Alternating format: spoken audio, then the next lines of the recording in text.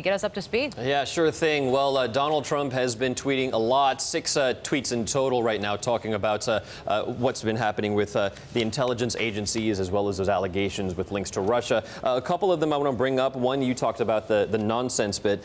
One saying this Russian connection nonsense is merely an attempt, as he links it to Hillary Clinton's losing campaign there. Also, he was talking about another one, saying basically that the real scandal isn't about his aides. It's about how classified information, as he says, is being given out like candy. The intelligence there, very un-American, but really nothing to laugh about here when it comes to the allegations. Basically, U.S. intel agencies conducting now multiple investigations because they want to find out who was talking to the Russians, how early they were, because this isn't just related just to Mike Flynn in terms of that late January call with the Russian ambassador, but also what was discussed and whether this had any impact at all on the White House race in 2016. One of the probes involves counterintelligence, that's looking at Russian espionage activities, and one actually involves cybersecurity, looking at which political operatives, which political groups were actually hacked here in the U.S. Now, of course, this follows the news that the senior Russian officials had repeated contacts, according to New York Times, with Trump officials.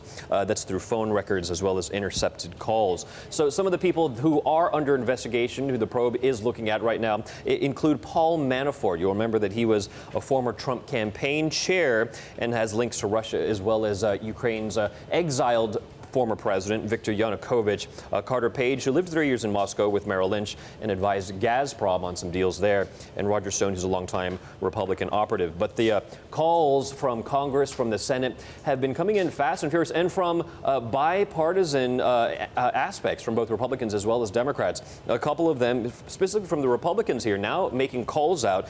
Senator Lindsey Graham, senior Republican, is saying that the Russians have been trying to break the backbone of democracies all over the world. The Senate Judiciary Chair Chuck Grassley saying Russian meddling is unacceptable, and that's all in quotes as from a tweet there. And also Bob Corker, who's the Senate Foreign Relations Chair, says Congress needs to figure it all out to get it all out there into the public domain. Looking ahead now, the Senate Intelligence Committee could call witnesses by the end of this month, and that could very well include Paul Manafort, Mike Flynn, and also you remember the name Sally Yates, who is the acting attorney general, was the acting attorney general up until a few weeks ago, until she was fired by President Trump. But she did tell the White House back in January that Mike Flynn, could be blackmailed by the Russians. So a lot there, Yvonne.